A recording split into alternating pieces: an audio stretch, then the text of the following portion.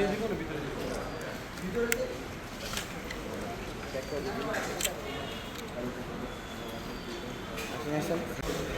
সাগর হইছে উঠে জায়গা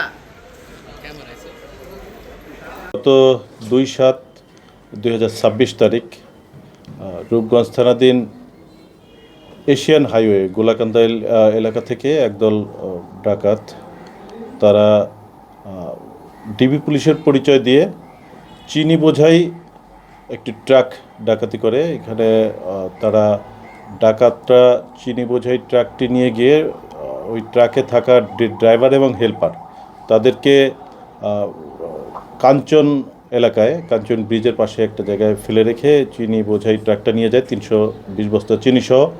ইতিমধ্যে এই ঘটনায় আমরা একটা ডাকাতি মামলা রুজু হয়। আমাদের মামলা রুজুর পর হইতে আমাদের অভিযান কার্যক্রম অব্যাহত থাকে, যার ফলশ্রুতিতে আমরা ঢাকা মহানগর এলাকার ডেমরা ও যাত্রাবাড়ি থানা এলাকা থেকে এই ঘটনায় সম্পৃক্ত 3 জন ডাকাতকে আমরা ইতিমধ্যে আটক করেছি এবং এই ডাকাতির লুণ্ঠিত চিনির মধ্যে আমরা 44 বস্তা চিনি ইতিমধ্যে আমরা উদ্ধার করতে সক্ষম হয়েছি এবং যেই ট্রাকটি সহ এই চিনি নিয়ে গেছিল ট্রাকটিও আমরা ইতিমধ্যে উদ্ধার করতে সক্ষম হয়েছি।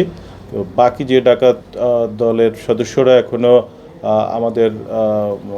আমরা গ্রেপ্তার করতে পারিনি, তাদের গ্রেপ্তারের যে অভিযান এটা অব্যাহত রয়েছে। ইতিমধ্যে তারাও গ্রেপ্তার হবে এবং আইনের আওতায় আসবে অচিরেই ইনশাল্লাহ। ধন্যবাদ।